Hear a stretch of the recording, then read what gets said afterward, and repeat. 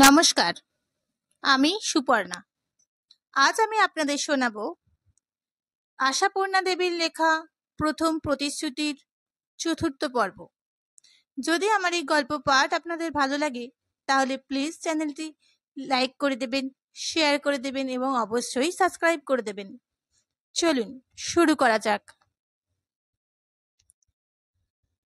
বিয়েটা যেভাবে আর যে অবস্থাতেই ঘটে থাকুক, বউ ভাতের যজ্ঞ একটা করতেই হবে। আমোদ আহ্লাদের প্রয়োজনে নয়, সমাজযান্ত্রিক করবার প্রয়োজনে। খামোখা একদিন হুট করে লক্ষ্মীকান্ত বাণুজ্যের পৌত্রী এসে চাটুর্যে বাড়ির অন্দরে সামিল হলো, কাককে পক্ষিতেও টের পেল না।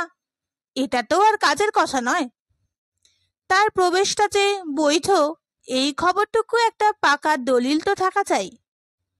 দলিল আর কি, লিখিত পরিত তো কিছু নয়, সই সাবুদও নয়, মানুষের স্মরণ সাক্ষ্যই দলিল।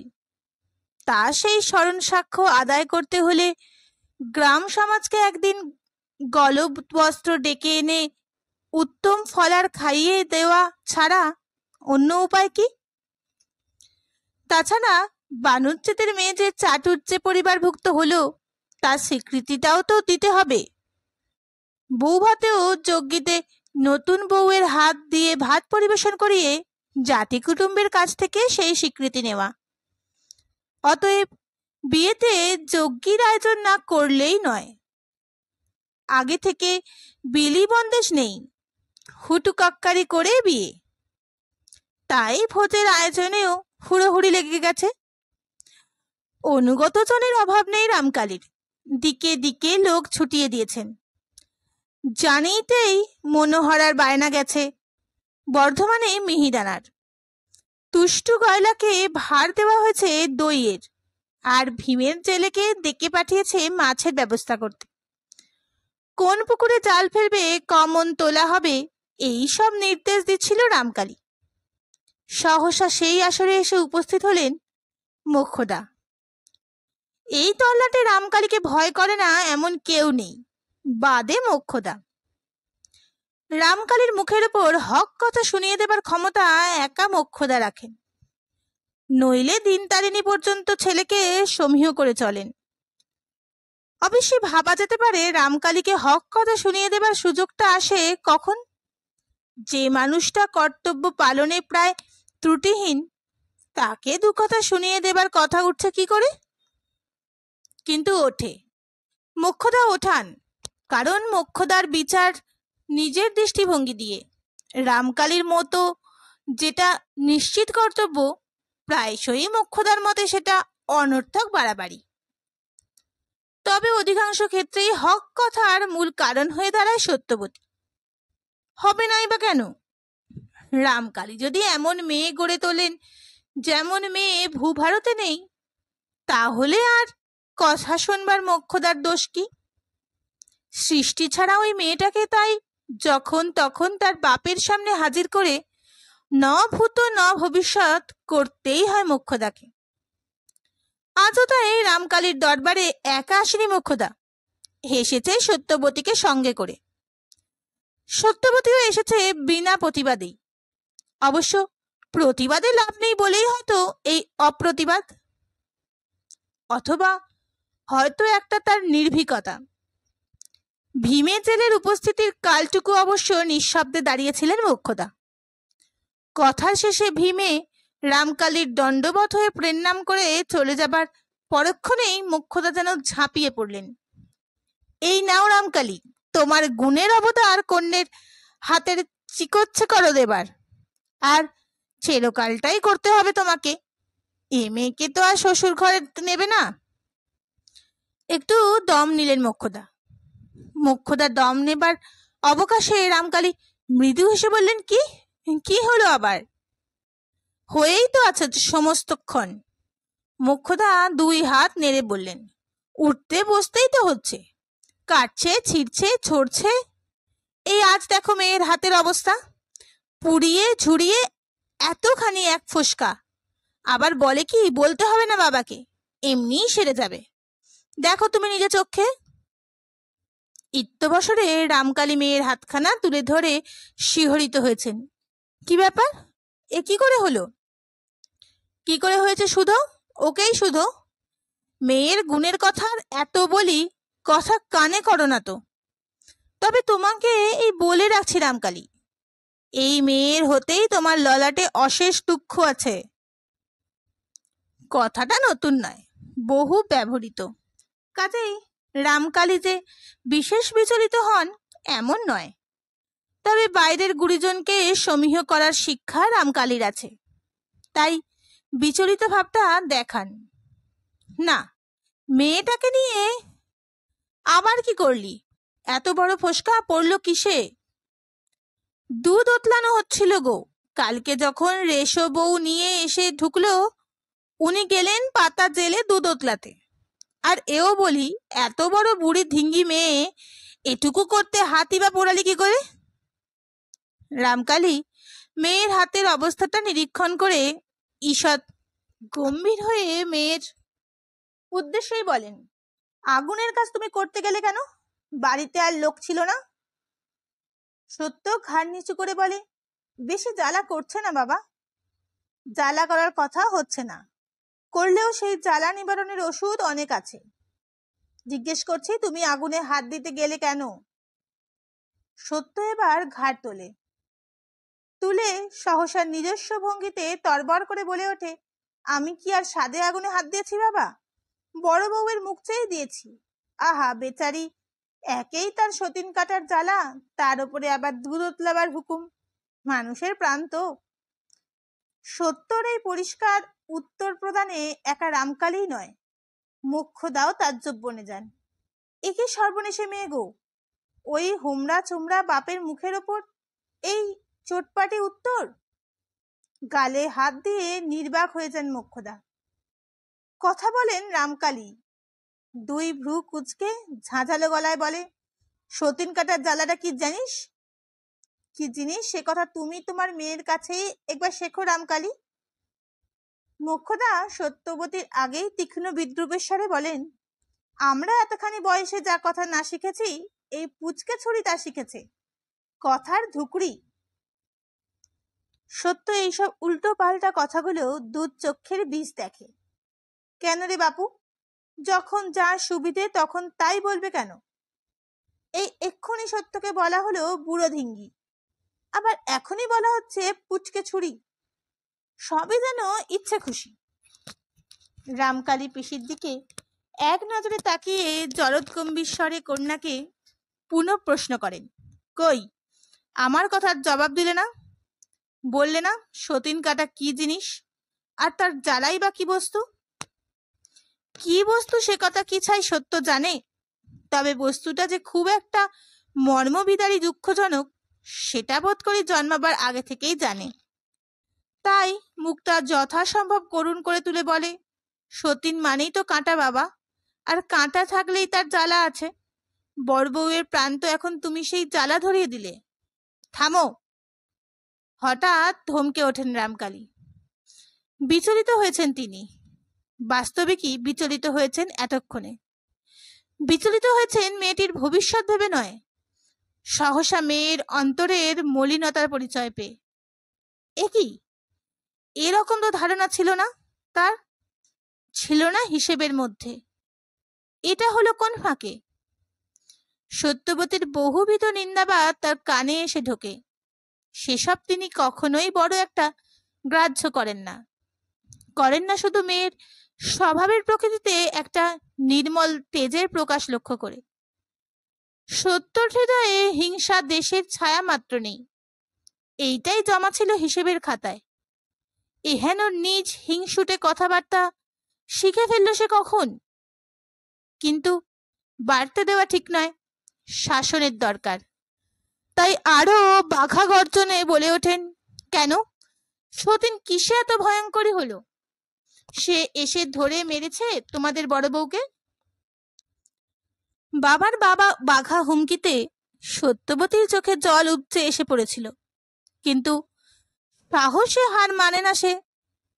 আর কাঁদার দৈন্যটা প্রকাশ হয়ে পড়ার ভয়ে কষ্টে ঘাড় নিচু করে ধরা গলায় বলে, হাতে না মারুক, ভাতে মেরেছে তো। বড় বউ একলা একেশ্বরী ছিল, নতুন বউ হঠাৎ উড়ে এসে জুড়ে বসলো। আহ, ছি ছি ছি। রামকালী শিউরে স্তব্ধ হয়ে গেলেন। মুখ দেখে মনে হলো সত্যবতী যেন সহসা তার যত্নে আঁকা একখানি ছবিকে মুচড়ে দুমড়ে ছিঁড়ে ফেলে দিয়েছে। এক ফাঁকে মোক্ষদা আবার এক হাত নেন। ওই শোনো, শোনো মেয়ের কথা, ভঙ্গিমে সাধে বলি কথার ভস্টার্জি, বুড়ো মাগিদের মতো কথা। আরে ছেলে পেলের মতন দস্যি চাললি, হরঘড়ি অবাক হয়ে দিচ্ছে কথার জ্বালায়। রামকালী পিসির আক্ষেপে কান না দিয়ে তিক্ত বিরক্ত স্বরে বলেন, এমন ইতর কথাবার্তা কোথা থেকে শিখেছ? ছি ছি ছি, লজ্জায় মাথা কাটা যাচ্ছে আমার। উড়ে এসে জুড়ে বসা মানে কি? এক বাড়িতে দুই বোন থাকে না? সতীনকে কাঁটা না ভেবে বোন বলে ভাবা যায় না? বাবা, এত ঘেন্না দেওয়ার পর অবশ্য সত্যবতীর সমস্ত প্রচেষ্টাই ব্যর্থ হয়। একসঙ্গে অগুন্তি ফোঁটা ঝরঝর করে ঝরে পড়ে চোখের থেকে গালে, গাল থেকে মাটিতে, পড়তেই থাকে। হাত তুলে মোছে না সত্য। রামকালী চাটুর্যে আর একবার বিচলিত হন। সত্যবতীর চোখে জল। এটা যেন একটা অদৃষ্টপূর্ব দৃশ্য মনে হচ্ছে। মনে হলো ঘেন্নাটা বোধ করে একটু বেশিই দেওয়া হয়ে গেছে।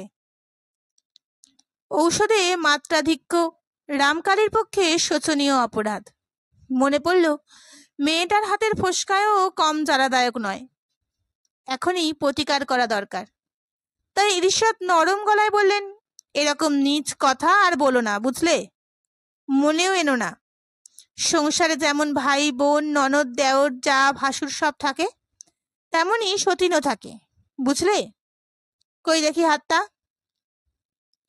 হাতটা বাড়িয়ে দিয়ে সত্যবতী নিজের উদ্বেল হৃদয় ভারকে সামলাতে চেষ্টা করে দাঁতে ঠোঁট চেপে। মুখ্যদা বোঝেন মেয়ে গুড়ে গেল। হয়ে গেল রামকালীর মেয়েকে শাসন করা। ছি ছি ছি। আর দাঁড়িয়ে থাকতে ইচ্ছা হলো না। বললেন, যাকগে, শাস্তি শাসন হয়ে গেছে তো, এবার মেয়েকে সোহাগ করে বসে বসে। তুমিই দেখালে বটে বাবা। রঙ্গমঞ্চ থেকে বিদায় নেন মোক্ষদা। রামকালী আশু প্রতিকার হিসেবে একটি প্রলেপ মেয়ের ফোসকায় ঘায়ে লাগাতে লাগাতে সাহসা আবার বলেন, আজকের কথা মনে থাকবে তো? আর কোনোদিন এই রকম কথা বলো না, বুঝলে? মানুষ তো বনের জানোয়ার নয় যে খালি হিংসে হিংসি কামড়া কামড়ি করবে। সকলের সঙ্গে মিলে মিশে সবাইকে ভালোবেসে পৃথিবীতে থাকতে হয়। বাবার গলায় আপোষের সুর। অতএব ফের একটু সাহস সঞ্চয় হয় সত্যবতীর। তাছাড়া প্রাণটা তো ফেটে যাচ্ছে বাবার ধিক্কারে। কিন্তু তারই বা দোষ কোথায়? বুঝে উঠতে পারে না সত্যবতী। সবাইকে ভালোবাসে থাকাই যদি এত ধম্ম হয়, তাহলে সেজুতি বত্তটি করতে হয় কেন? মনের চিন্তা মুখে প্রকাশ হয়ে পড়ায় সত্তর। তাই যদি, তাহলে সেজুতি বত্ত করতে হয় কেন বাবা? পিসি ঠাকুমা তো এই বছর থেকে আমাকে ফেন্তুকে আর পুন্নিকে ধরিয়েছে। রামকালী এবার বিরক্তির বদলে বিস্মিত হন। সেতুতিব্রত সম্পর্কে অবশ্য তিনি সম্যক অবহিত হন, কিন্তু যাই হোক, কোনো একটি ব্রত যে মানবতাবোধ বিরোধী হওয়া সম্ভব সেটা ঠিক ধারণা করে উঠতে পারেন না। তাই প্রলেপের হাতটা ঘরের কোণে রক্ষিত মাটির জলার জলে ধুতে ধুতে বলেন, ব্রতের সঙ্গে কি কি নয় তাই বলো না কেন বাবা? চোখের জল শুকোবার আগেই সত্যর গলার সুর শুকনো খটখটে হয়ে ওঠে। সেতুতিব্রত যত মন্ত্র সবই তো সতীন কাটা উদ্ধারের জন্য নয়।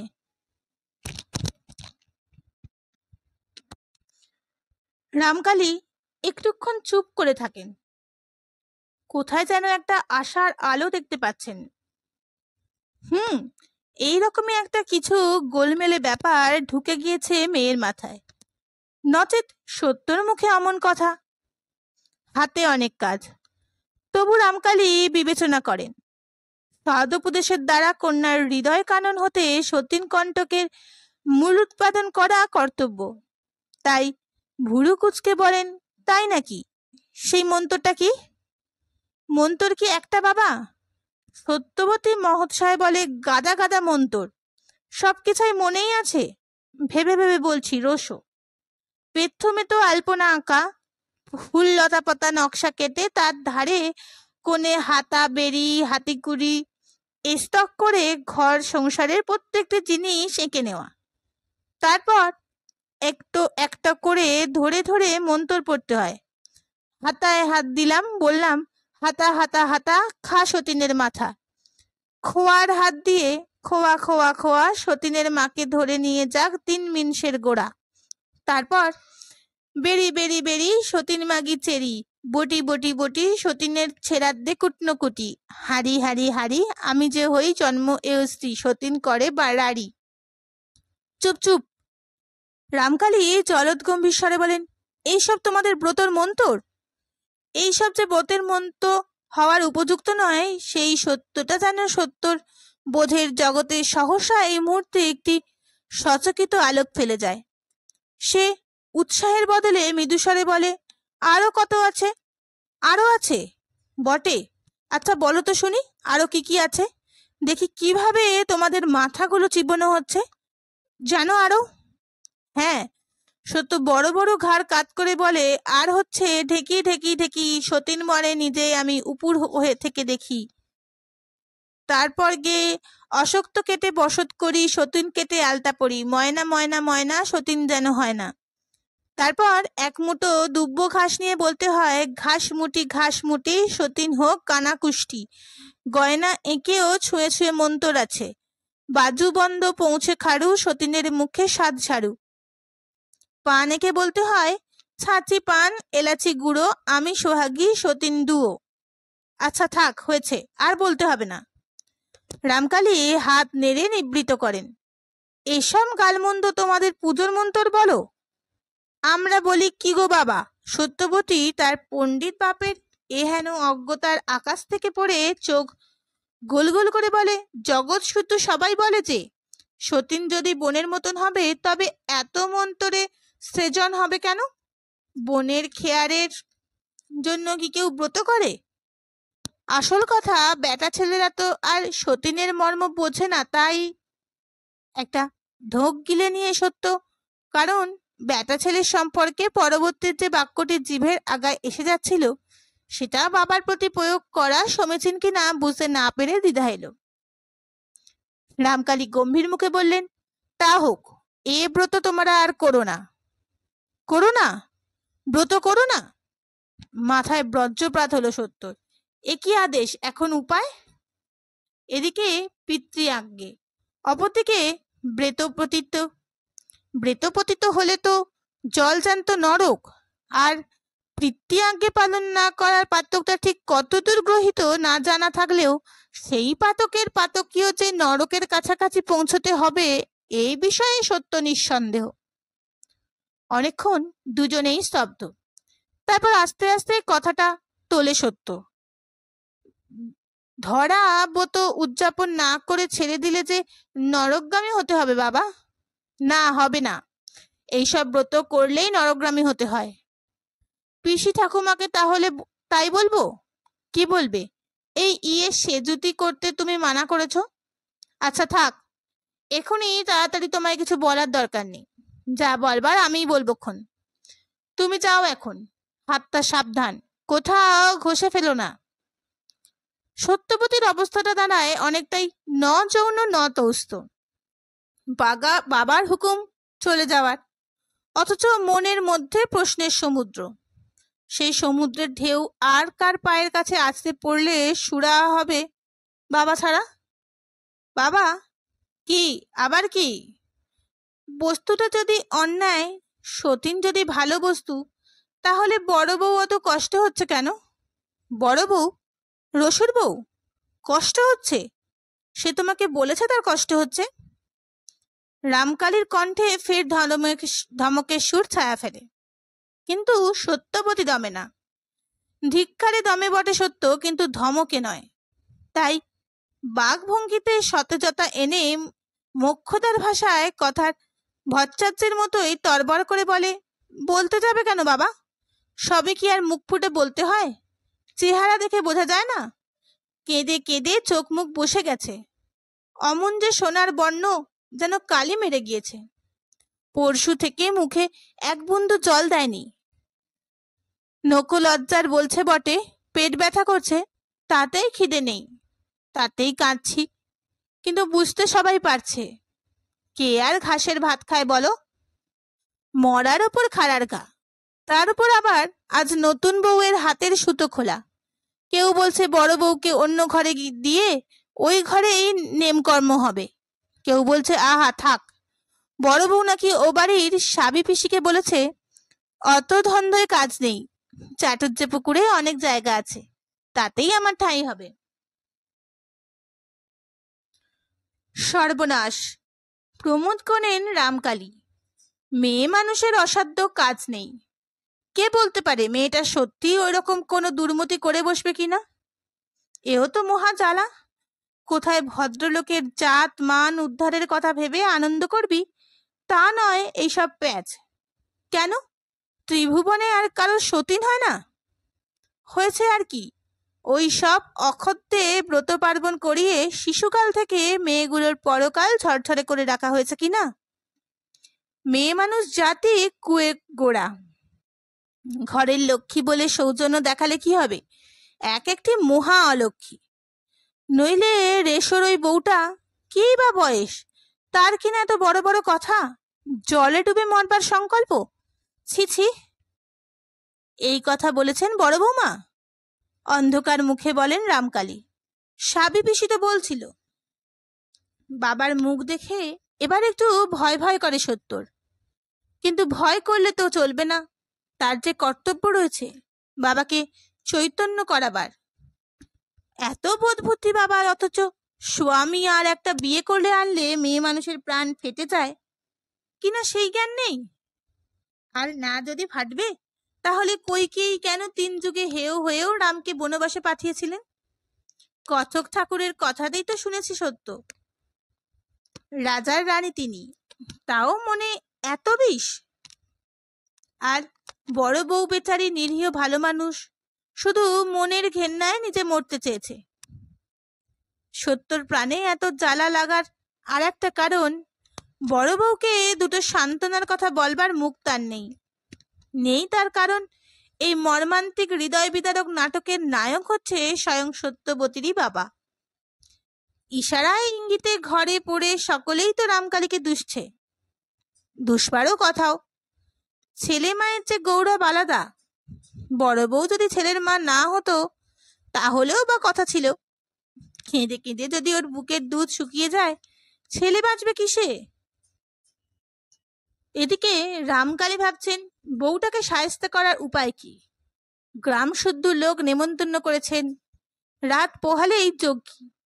ও যদি সত্যিই কিছু একটা অঘটন ঘটিয়ে বসে।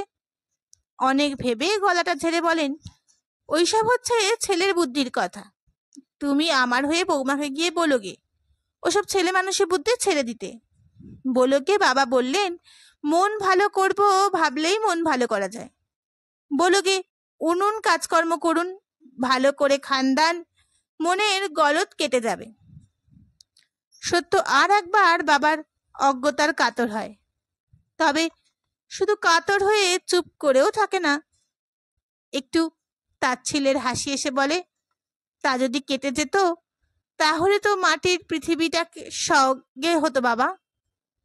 রুগীর চেহারা দেখে তুমি ওপর থেকে বলে দিতে পারো তার শরীরের মধ্যে কোথায় কি হচ্ছে, আর তার মুখ দেখে বুঝতে পারো না তার প্রাণের ভেতরটায় কি হচ্ছে। নিজের চোখে প্রত্যক্ষ একবার দেখবে চলো তাহলে। সহসা কেন কে জানে রামকালীর গায়ে কিরকম একটা কাঁটা দিয়ে উঠল। চুপ করে গেলেন তিনি। তার অনেকক্ষণ পর হাত নেড়ে মেয়েকে ইশারায় করলেন চলে যেতে। এরপর আর চলে না যাওয়া ছাড়া উপায় কি? সত্য মাথা হেঁট করে আস্তে আস্তে ঘর থেকে চলে যায়। কিন্তু এবারের ডাকের পালা রামকালীরই। আচ্ছা শোনো। সত্যবতী ঘাড় ফিরিয়ে তাকায়। শোনো, বৌমাকে তোমার কিছু বলবার দরকার নেই। তুমি শুধু তোমাকে খালি একটা কাজ দিচ্ছি। রামকালী ইতস্তত করেন। সত্যবতী অবাক হয়ে যায়। না, আর যাই হোক, বাবাকে কখনো এমন ইতস্তত করতে দেখেনি সত্য, কিন্তু এহেন পরিস্থিতিতেই বা কবে পড়েছে রামকালী? সত্যি কি সত্যবতী তার চৈতন্য করিয়ে দিল নাকি? তাই রামকালী অমন বিব্রত বিচলিত? বাবা, কি করতে বলছিলে? ও হ্যাঁ, বলছিলাম যে তুমি তোমার বড় বউয়ের একটু কাছে কাছে থাকো, যাতে তিনি এই পুকুরের দিকটিকে যেতে না পারেন। সত্যবতী মুহূর্তকাল স্তব্ধ থাকে। বোধ করি বাপের আদেশে তাৎপর্যটা অনুধাবন করতে চেষ্টা করে। তারপর খুব সম্ভব অনুধাবন করেই নরম গলায় বলে, বুঝেছি, বউকে চোখে চোখে রেখে পাহারা দিতে বলছো। পাহারা? রামকালী যেন মরমে মরে যান। তার আদেশের ব্যাখ্যা এই? বিরক্তি দেখিয়ে বলেন রামকালী, পাহারা মানে কি? কাছে কাছে থাকবে, খেলাধুলা করবে, যাতে তার মন ভালো থাকে। সত্যবতী স্বনিঃশ্বাসে বলে, ওই হলো, একই কথা। কথায় বলে, যার নাম ভাজা চাল তার নামই মুড়ি, যার মাথায় পাকা চুল তাকেই বলে বুড়ি। কিন্তু বাবা, পাহারা নয় দিলাম, কদিন করার দেব বলো? কেউ যদি আত্মঘাতী হব বলে প্রতিজ্ঞা করে, কারোর সাধ্যি আছে আটকাতে? শুধুই তো চাটুজ্জে পুকুরের জল নয়, ধূত্র ফল আছে, কুচ ফল আছে, কলকে ফুলের বিচি আছে। চুপ চুপ! রামকালী আতপ্ত নিঃশ্বাসে দাহ ছড়িয়ে বলে ওঠেন, চুপ করো। তোমার সেদো ঠাকুমা দেখছি ঠিকই বলেন। এত কথা শিখলে কোথা থেকে তুমি? যাও, তোমাকে কিছু করতে হবে না, যাও। যাও বলে মানুষকে তাড়ানো যায়, চিন্তাকে তাড়ানো যায় না। তাড়ানো যায় না মানসিক দ্বন্দ্বকে। সত্যবতীকে যাও বলে ঘর থেকে সরিয়ে দিলেন রামকালী, কিন্তু মন থেকে সরাতে পারছেন না সহসা উদ্বেলিত হয়ে ওঠা এই চিন্তাকে, তাড়াতে পারছেন না এই দ্বন্দ্বটাকে। তাহলে কি ঠিক করিনি? তবে কি ভুল করলাম?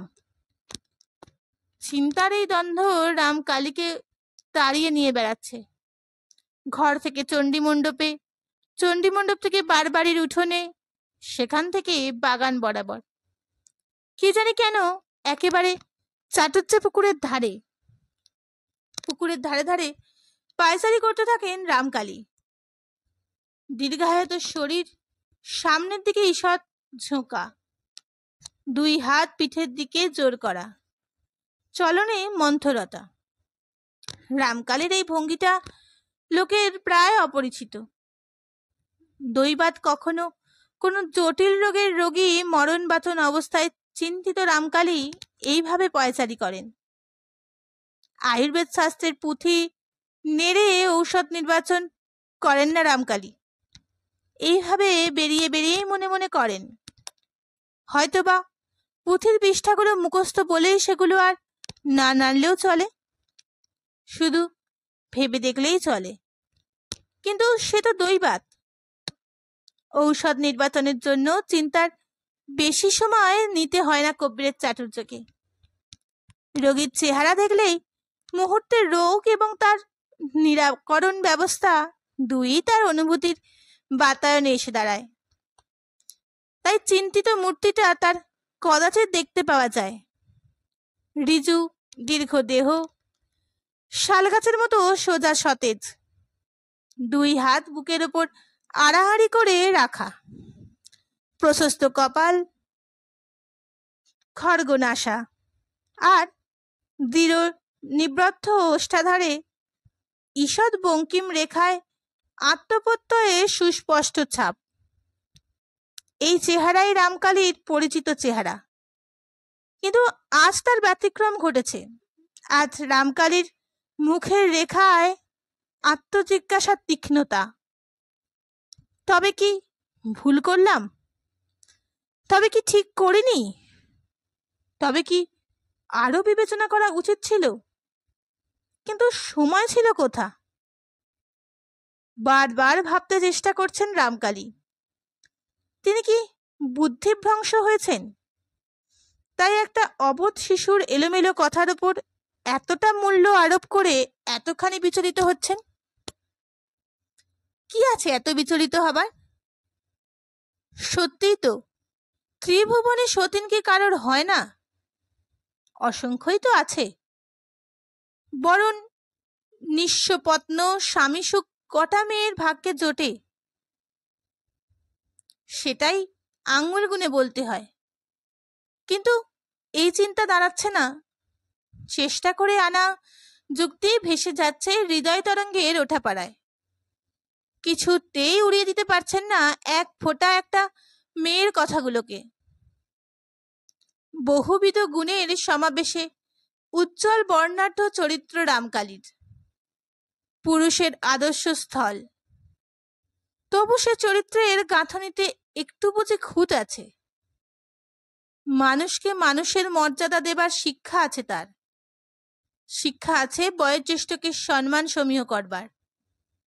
কিন্তু সমগ্র মেয়ে মানুষ যাত্রার প্রতি নেই তেমন সম্ভ্রমবোধ, নেই সম্যক মূল্যবোধ। যে যাত্রার ভূমিকা হচ্ছে শুধু ভাত সেদ্ধ করবার, ছেলে ঠ্যাঙাবার, পাড়া বেড়াবার, পড়াচর্চা করবার, কোন্দল করে অকথ্য অশ্রাব্য গালিগালাজ করবার, দুঃখে কেঁদে মাটি ভেজাবার, আর শোকে উন্মাদ হয়ে বুক চাপড়াবার, তাদের প্রতি প্রচ্ছন্ন একটা অবজ্ঞা ছাড়া আর কিছু আসে না রামকালীর। অবশ্য আচারে আচরণে ধরা পড়ে না হয়তো নিজের কাছেও। তবু অবজ্ঞাটা মিথ্যা নয়। কিন্তু সম্প্রতি খুদে একটা মেয়ে যেন মাঝে মাঝে তাকে ভাবিয়ে তুলছে, চমকে দিচ্ছে, বিচলিত করছে। মেয়ে মানুষ সম্পর্কে আর একটু বিবেচনাশীল হওয়া উচিত কিনা এই প্রশ্নের সৃষ্টি করছে। আকাশে সন্ধ্যা নামেনি, কিন্তু তাল নারিকেলের সারি ঘেরা পুকুরের কোলে কোলে সন্ধ্যার ছায়া। এই প্রায়ান্ধকার পথটুকুতে পায়চারি করতে করতে সহসা রামকালীর চোখের দৃষ্টি ঈগলের মতো তীক্ষ্ণ হয়ে ওঠে। কে? ঘাটের পৈঠের একেবারে শেষ ধাপে অমন করে বসে ও কে? কই, এতক্ষণ তো ছিল না। কখন এলো? কোন পথ দিয়েই বা এলো?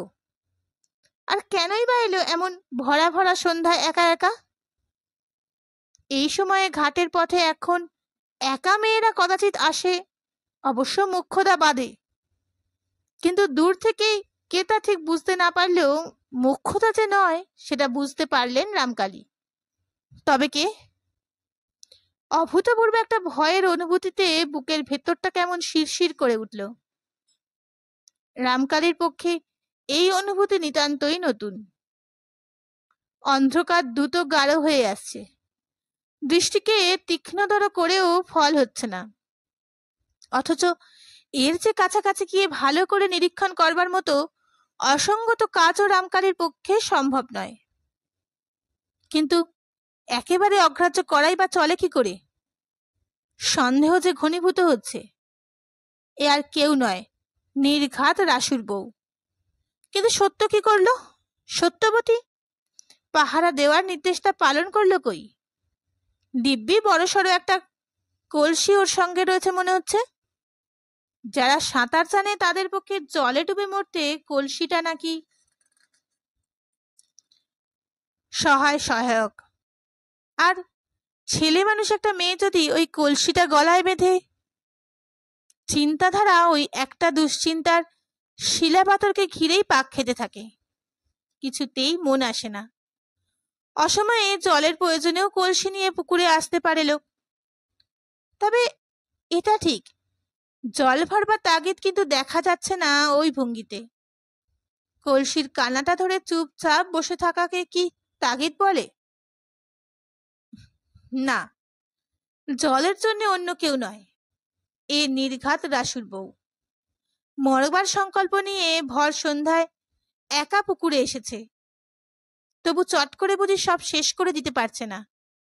শেষবারের মতো পৃথিবীর রূপ, রস, শব্দ, স্পর্শের দিকে তাকিয়ে নিতে চাইছে। শুধুই কি তাই, তাকিয়ে নিয়ে নিঃশ্বাস ফেলে ভাবছে নাকি কার জন্যে তাকে এই শোভা সম্পদ, এই সুখ ভোগ থেকে বঞ্চিত হতে হলো। হঠাৎ দুথক জ্বালা করে এলো রামকালীর। এই জ্বালা করাকে রামকালী চেনে না। এই অনুভূতি সম্পূর্ণ নতুন, সম্পূর্ণ আকস্মিক। কিন্তু দাঁড়িয়ে দাঁড়িয়ে দেখলে তো চলবে না, এক্ষুনি একটা বিহিত করতে হবে, নিবৃত করতে হবে মেয়েটাকে। অথচ উপায় কি? রামকালী তো আর মেয়েদের ঘাটে নেমে হাত করে তুলে আনতে পারছে না, পারবে না ওকে সদ উপদেশ দিয়ে এই সর্বনাশ সংকল্প থেকে ফেরাতে। ডাকবেনি বা কি বলে, কোন নামে? রামকালী যে শ্বশুর। অথচ এখান থেকে সরে গিয়ে কোনো মেয়ে মানুষকে ডেকে নিয়ে আসবার চিন্তাও মনে সায় দিচ্ছে না। যদি ইত্যবসরে, আরে আরে, স্থির চিত্রটা চঞ্চল হয়ে উঠল যে। কলসিটা জলে ডুবিয়ে জল কাটছে যে মেয়েটা, ঈগল দৃষ্টির ছুরির ফলার মতো তীক্ষ্ণ হয়ে ওঠে। নিজের অজ্ঞাতসারেই মেয়ে ঘাটের দিকে এগিয়ে যান রামকালী। এমন সংকট মুহূর্তে ন্যায় অন্যায়, উচিত অনুচিত, নিয়ম অনিয়ম মানা চলে না। আর একটু ইতস্তত করলেই বুঝি ঘটে যাবে সেই সাংঘাতিক কাণ্ডটা। দ্রুতপদে একেবারে ঘাটের কাছে গিয়ে দাঁড়ালেন রামকালী। প্রায় আর্তনাদের মতো চিৎকার করে উঠলেন, কে ওখানে? সন্ধেবেলা জলের ধারে কে? রামকালী আতঙ্কিত দৃষ্টিতে তাকিয়ে দেখছিলেন তার চিৎকারের ফলটা কি দাঁড়ালো।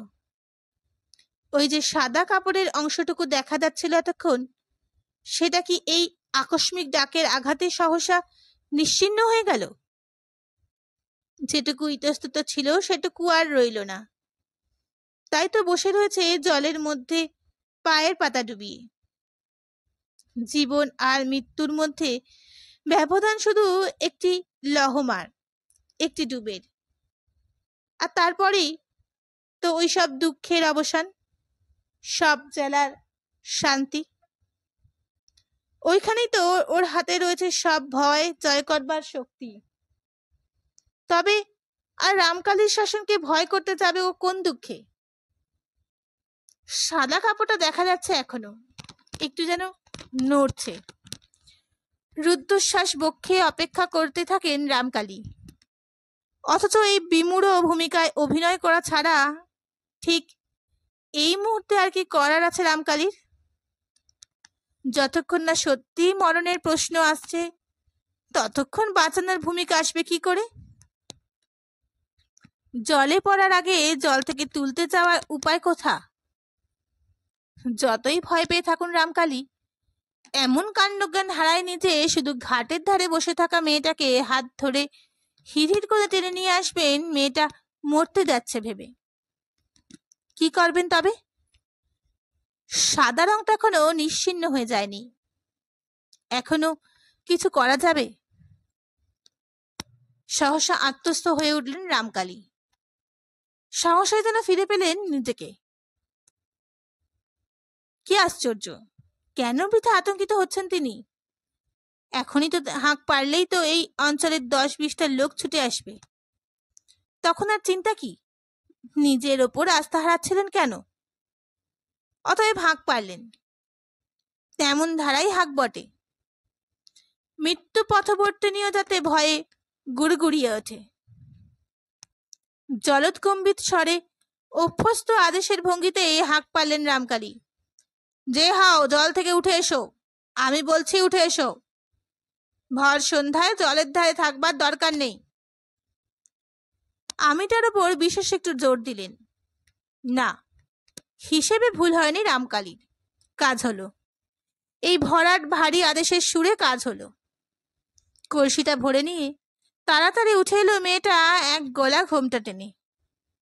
সাদা রংটার গতিবিধি লক্ষ্য করে বুঝতে পারলেন রামকালী ঘাটের সিঁড়ি দিয়ে উঠে আসছে ও। আর একবার চিন্তা করলেন রামকালী, পাশ কাটিয়ে চলে যাবেন, নাকি নির্বুদ্ধি মেয়েটাকে একটু সদুপদেশ দিয়ে যাবেন। সাধারণত শ্বশুর বউ সম্পর্কে কথা কওয়ার কথা ভাবাই যায় না, কিন্তু চিকিৎসক হিসেবে রামকালীর কিছু ছাড়পত্র আছে। বাড়ির বউ ছির অসুখ বিসুখ করলে মোক্ষদা কি দিন তারিণী রামকালীকে খবর দিয়ে ডেকে নিয়ে যান এবং তাদের মাধ্যমে হলেও পরোক্ষ অনেক সময় রোগিণীকে উদ্দেশ্য করে কথা বলতে হয় রামকালীকে। যথা ঠান্ডা না লাগানো বা কুপথ্য না করার নির্দেশ, তেমনি বাড়াবাড়ি না হলে অবশ্য রোগীর একবার প্রশ্ন ওঠে না, লক্ষণ শুনেই ওষুধ নির্বাচন করে দেন। কিন্তু বাড়াবাড়ি ক্ষেত্রে বলতে হয় বই কি, অবশ্য যথাসাধ্য দূরত্ব ও সম্ভ্রম বজায় রেখেই বলেন। পুত্রবধূ অথবা ভাতৃবধূ সম্পর্কীয়দের আপনি ভিন্ন তুমি বলেন না কখনো রামকালী, বলাই তো বিধি। বিধি একেবারে লঙ্ঘন করেন না রামকালী, তবু কিছুটা করলেন। পাশ কাটিয়ে চলে না গিয়ে একটা গলা ঘাকারি দিয়ে বলে উঠলেন, এই সময় এরকম একা ঘাটে কেন? আর এরকম আসবে না, আমি নিষেধ করছি। আর একবার আমিটার উপর জোর দিয়ে বললেন রামকালী। সম্মুখবর্তিনী অবশ্য কাষ্ঠপুর্তলিকা রামকালীর সামনে দিয়ে হেঁটে চলে যাবে এমন ক্ষমতা অবশ্য থাকবার কথাও নয়। রামকালী কথা শেষ করলেন, বাড়িতে শুভ কাজ হচ্ছে, মন ভালো করতে হয়, এমন তো হয়েই থাকে। দ্রুত পদক্ষেপে এবার চলে গেলেন রামকালী।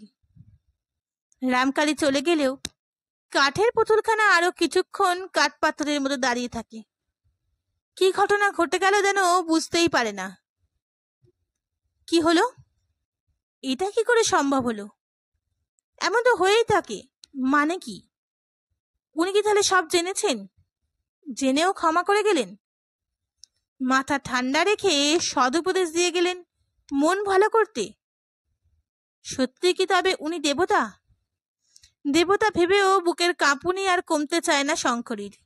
হ্যাঁ, শঙ্করী। রাসুর বউ সারদা নয়, কাশীশ্বরীর বিধবা নাথ বউ শঙ্করী। চিরদিন পিত্রালয় বাসিনী কাশেশ্বরীর একটা মেয়ে সন্তান, তাও মরেছিল অকালে। মা মরা দৌত্তরটাকে বুকে ধরে 1 বছরেই থেকেই 18 বছর করে তুলে 7 করে সুন্দরী মেয়ে দেখে বিয়ে দিয়েছিলেন কাশেশ্বরী। কিন্তু এমন রাক্ষসী বউ যে বছর ঘুরল না, দিদাগমন হলো না, তাও বাপের বাড়িতেই ছিল এ যাবৎ। কিন্তু এমনই মন্দ কপাল শঙ্করীর যে মাপ বাপেও খেয়ে বসলো ছিল কাকা। সে একদিন সেই ভাইজিকে ঘাড়ে করে বড়ে দিয়ে গেল চাটুর্যের এই সদ্যাব্রতা সংসারে। না দিয়েই বা করবে কি? শুধুই তো ভাত কাপড় জোগানো নয়, নজর রাখে কে? শ্বশুর কুলে থাকলে তবু সহজেই দাবে থাকবে। আর কপাল যার মন্দ, তার পক্ষে শ্বশুর বাড়ির উঠোন ঝাড় দিয়েও একবেলা একমুঠো ভাত খেয়ে পড়ে থাকা মান্যের। বাপ কাকার ভাত হলো অপমান্যের ভাত। এসব বুঝিয়ে সাজিয়ে কাকা সেই যে ছেড়ে দিয়ে গেছে, ব্যাস। বছর কাবার হতে চলল, উদ্দেই নেই। অতএব এখানে শঙ্করীর উঠতে বসতে খোটা খেতে হচ্ছে চালচলনের অভব্যতায়। 19 বছরের আগুনের খাপড়া এতখানি বয়স অব্দি বাপের বাড়িতে কাটিয়েছে, তাকে বিশ্বাসী বা কি? বিধবার আচার আচরণই তো শেখেনি ভালো করে। নইলে বামুনের বিধবা এটুকুও জানে না যে রাতে চাল ভাজার সঙ্গে শশা খেতে হলে আলাদা পাত্রে নিতে হয়, এক পাত্রে রাখলে ফলার হয়। এমনকি কামড়ে কামড়েও খেতে নেই, আল গোছে টুকরো করে মুখের মধ্যে ছুঁড়ে দিতে, তবে চাল ভাজার সঙ্গে খাওয়া চলে। তা নয়, সুন্দরী দিব্যি করে একদিন শশা কেটে চাল ভাজার পাশে নিয়ে খেতে বসেছেন। যাই ভাগ্যে মুখ্যদার চোখে পড়ে গেল, তাই না হলে জাত ধর্মের রক্ষে। কিন্তু সেই একটাই নয়, পদে পদে অনাচার ধরা পড়ে শঙ্করীর। আর প্রতি পদে উপর মহলে সন্দেহ ঘনীভূত হয় এই মেয়ের রীতি চরিত্রের ভালো কিনা। তাই রামকালীর এত তথ্য জানাবার কথা নয়। কবে কোন দিন কোন অনাথা অবিরা চাটুর্যের সংসারে ভর্তি হচ্ছে, সে কথা মনে রাখবার অবকাশ কোথায় তার? কাজে কাজে রাসুর বউয়ের প্রশ্ন নিয়ে চিন্তাকে প্রকাশিত করেছেন। তাছাড়া পুকুরের উঁচু পাড় থেকে ঠিক ঠাওর হয়নি সাদা ওই বস্ত্রটুকুর কিনারায় একটু রঙের রেখা আছে কি নেই। কিন্তু না, সারদা মরতে আসেনি। সত্যবতী পিতৃ আদেশের সঙ্গে সঙ্গেই তাকে কড়া পাহারায় রাখতে শুরু করেছে। আর পাহারা না দিলেও মরা এত সোজা নয়। মরবো বলেই যে সত্যিই সদ্য আগত সতীনের হাতে স্বামী পুত্র দুই তুলে দিয়ে পুকুরের তলায় আশ্রয় খুঁজতে যাবে, সে তা নয়। জ্বালা নিয়েই বেঁচে থাকতে হবে তাকে, অন্যকে জ্বালিয়ে পুড়িয়ে খাবার ব্রত নিয়ে। মরতে এসেছিল শঙ্করী, মরতে এসেছিল, তবে মরতে পারছিল না। বসে বসে ভাবছিল, মরণের দশা যখন ঘটেছে তার, তখন মৃত্যু ছাড়া পথ নেই। কিন্তু কোন মৃত্যুটা সেও? এই রূপ রস গন্ধ শব্দ স্পর্শ সুধাময় পৃথিবী থেকে চিরতরে নিশ্চিহ্ন হয়ে যাওয়া, না সমাজ সংসার সম্ভ্রম সভ্যতা মান মর্যাদার রাজ্য থেকে বিলুপ্ত হয়ে যাওয়া? শেষের মৃত্যুটা যেন প্রতিনিয়ত কি একটা দুর্নিবার আকর্ষণে টেনে নিয়ে যেতে চাইছে শঙ্করীকে। কিন্তু শঙ্করী তো জানে সেখানে অনন্ত নরক। তাই না যে পৃথিবীর সকরুণ মিনতির দৃষ্টি মেলে তাকিয়ে আছে ভোরের সূর্য আর সন্ধ্যার মাধুরীর মধ্যে। তার কাছ থেকে বিদায় নিতে চেয়েছিল শঙ্করী, কিন্তু পারল কই? শুধুই কি মামা ঠাকুরের দুর্লঙ্ঘ আদেশ? ঘাটের পৈটিগুলোই কি তাকে দুর্লঙ্ঘ বাঁধনে বেঁধে রাখেনি? তবে কি শঙ্করীর মৃত্যু পিতা তার অভিপ্রেত নয়? তাই দেবতার মূর্তিতে উনি এসে দাঁড়ালেন মৃত্যুর পথ রোধ করে। হঠাৎ এমন মনে হলো শঙ্করী, সত্যিই মামা ঠাকুর তো, নাকি কোনো দেবতার ছল? ঠাকুর দেবতারা মানুষের ছদ্মবেশে এসে মানুষকে ভুল ঠিক বুঝিয়ে দিয়ে যান, অভয় দিয়ে যান, এমন তো কত শোনা যায়। বাড়ি ফিরে শঙ্করী যদি কোনো প্রকারে টের পায় রামকালী এমন কোথাও রয়েছেন, তাহলেই সন্দেহ ভজন হয়।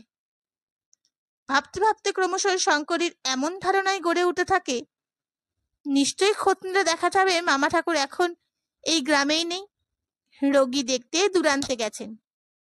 নিশ্চয়ই এখন দেবতার ছল, নইলে সত্যিই তো মামা ঠাকুর এমন ঘুলঘুলি সন্ধে মেয়েদের ঘাটের কিনারায় ঘুরবেনই বা কেন? আর সেই হাঁকপাড়াটা, সেটাই কি ঠিক মামা শ্বশুরের কণ্ঠস্বর?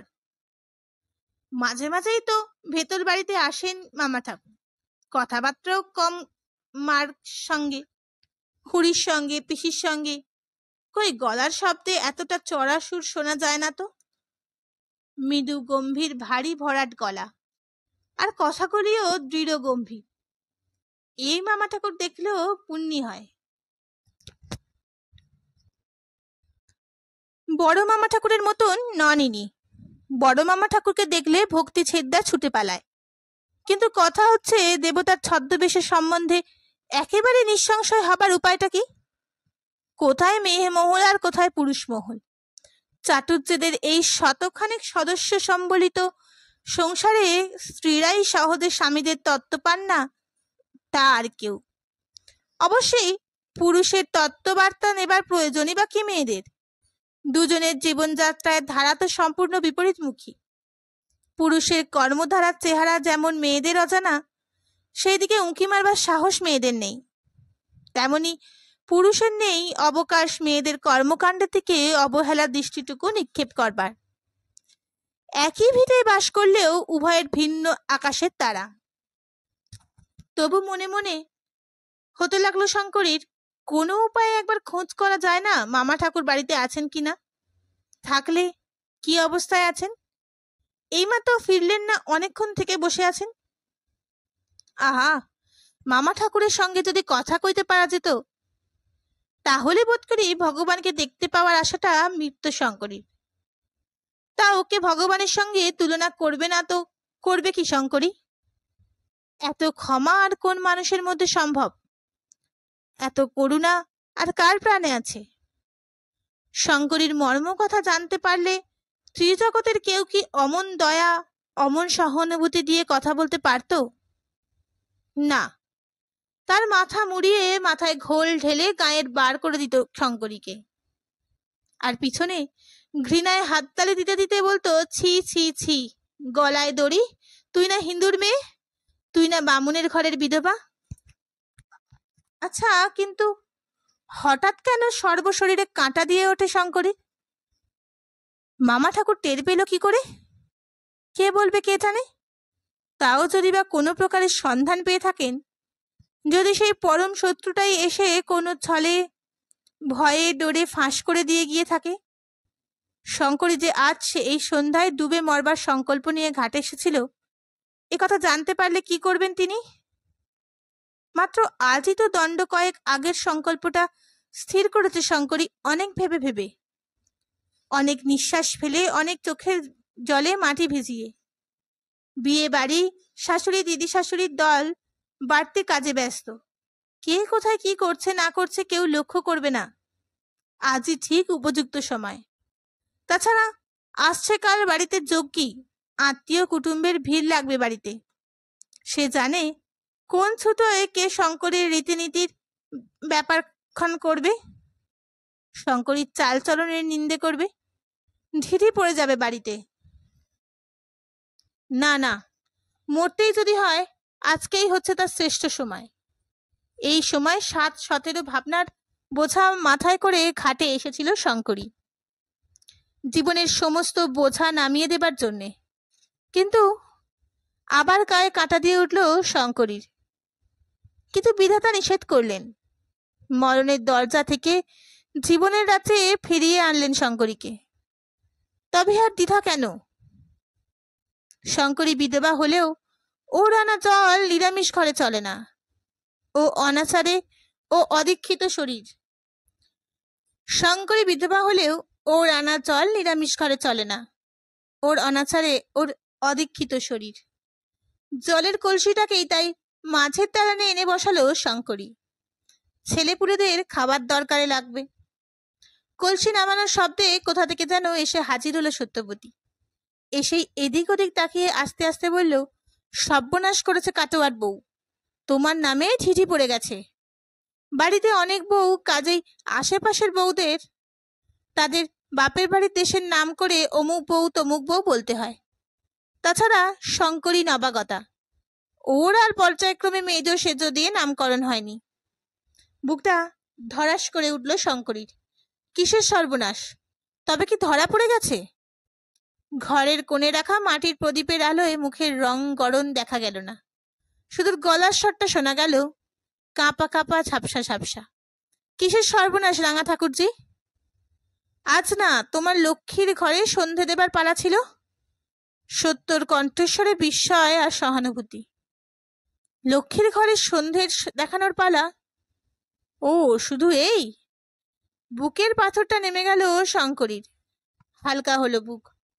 হোক একটা ভয়ানক মারাত্মক একটা অপরাধ, আর তার জন্য যত কঠিন শাস্তি হোক মাথা পেতে নেবে শঙ্করী। অবশ্য এই দরদের ধিক্কার চোখের জল এসে গিয়েছিল তার। সত্য গলাটা আরেকটু খাটো করে বলে, আর তাও বলি কাটোয়ার বউ, এই ভর সন্ধে পর্যন্ত ঘাটে থাকবার তোমার দরকারই বা কি ছিল? সাপখোপ আছে, আনাচে কানাচে কুলোক আছে। শঙ্করী সহসা বুকে বেঁধে বলো, দিদিমা খুব রাগ করছিল বুঝি? রাগ? রাগ হলে তো কিছুই না, হচ্ছিল গিয়ে তোমার ব্যাখ্যান। সত্যবতী হাত মুখ নেড়ে বলে, আর সত্যিই বলি কাটোয়ার বউ, তোমারই বা এত বুকের পাটা কেন? ভর সন্ধেবেলা এক ঘাটে গিয়ে যুগ যুগান্তর কাটিয়ে আসা। কেন আবার আজই সন্ধে দেখানোর পালা? ঠাকুমারা তো তোমার পাশ পেরে কাটতে চাইছিল, তাই কাটো না কেন ভাই তোমরা আমায়? শঙ্করীর ব্যগ্র কণ্ঠে বলে, তাহলে তোমরাও বাঁচো, আমারও মনস্কামনা সিদ্ধ হয়। সত্য ভ্রুভঙ্গি করে গালে হাত দিয়ে বলে, ও মা, তোমার আবার কিসের মনস্কামনা? তুমি আবার বড় বউয়ের মতন বল ধরছ কেন? বড় বউ যে এতক্ষণে আমায় বলছিল, আমায় একটু বিষ এনে দাও ঠাকুরজি খাই, তোমার দাদার হাতে এর সুতো খোলার আগেই যেন আমার মরণ হয়, সে দৃশ্য দেখতে না হয়। সত্যি বলতে কি, সারদার সঙ্গে শঙ্করীর এখনো তেমন ভাব হয়নি। প্রথম তো বয়সের ব্যবধান, তাছাড়া সারদা ছিল স্বামী সোহাগিনী, নবপুত্রবতী, আর শঙ্করী ছাই ফেলার ভাঙা কুলো। আর আরো একটা কথা, দুজনের এলাকা আলাদা। শঙ্করীকে থাকতে হয় বিধবা মহলে, তাদের হাতে হাতে মুখে মুখে ফাইফরমাস খাটতে। সারদা সধবা মহলের জীব, খাওয়া শোয়া বসা সবকিছুর মধ্যেই আকাশ মাটির পার্থক্য। কিন্তু আপাতত সারদা অনেকটা নেমে পড়েছে, এখন শঙ্করীও তাকে করুণা করতে পারে, তাই করে শঙ্করী। দরদের সুরে বলে, তা বলতে পারে বটে অবাগী। বলি সে নয় বলতে পারলো, তোমার কি হলো? তোমার আকস্মিক কিসের জ্বালা উঠলো? আমার পোড়া কপালে তো সর্বদাই জ্বালা ঠাকুরজি। শঙ্করী নিঃশ্বাস ফেলে। সত্য হাত নেড়ে বলে, আহা, কপাল তো আর তোমার আজ পড়েনি গো। ঠাকুরমা তো সেই কথাই বলছিল, স্বামীকে তো কোনো জন্মে ভুলেই মেরে দিয়েছ। তবে আবার তোমার সবাই মন উচাটন কিসের চিন্তা করো রাত দিন? মরণের। শঙ্করী দালানের দেওয়ালে পিঠ ঠেকিয়ে বসে পড়ে বলে, ও ছাড়া আমার আর কিসের চিন্তা নেই। তা ভালো। সত্য আবার দুই হাত নেড়ে কথার সমাপ্তি টেনে মল বাজিয়ে চলে যায়। সব মেয়ে মানুষের মুখে দেখি একরা, মরবো, মরছি, মরণ আর হয়তো বাঁচি, এ তো আচ্ছা ফাসাদ। শঙ্করী আর এক কথার উত্তর দেয় না, বসে বসে হাঁপাতে থাকে। আসুক ঝড়, আসুক বজ্রঘাত, এখানে বসে বসেই মাথা পেতে নেবে সে। উঠে গিয়ে পায়ে হেঁটে ঝড়ের মুখে পড়বার শক্তি নেই। তাই একটু বসে থাকতে থাকতেই ঝড় এলো, কিংবা শুধু ঝড় নয়, বৃষ্টি বজ্রাঘাত তার সঙ্গী হয়েছে। শঙ্করী ফিরেছে শুধু খোঁজ করতে এসেছে কাশেশ্বরী আর মোক্ষদা।